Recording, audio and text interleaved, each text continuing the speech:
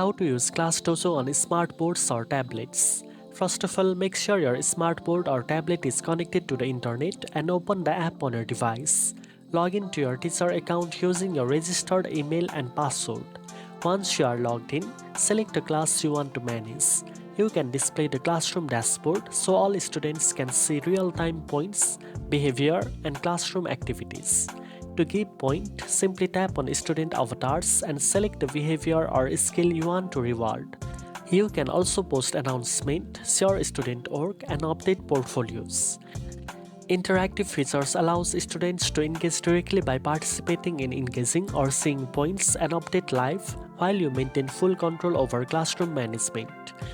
Use the app to track attendance, behavior, and assignments efficiently.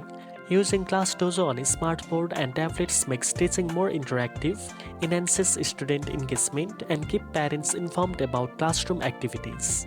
Now you know how to use ClassDojo on a smartboard or tablet. If you found this video helpful, don't forget to like, share, and subscribe for more educational tips. Thanks for watching, and I'll see you in the next one.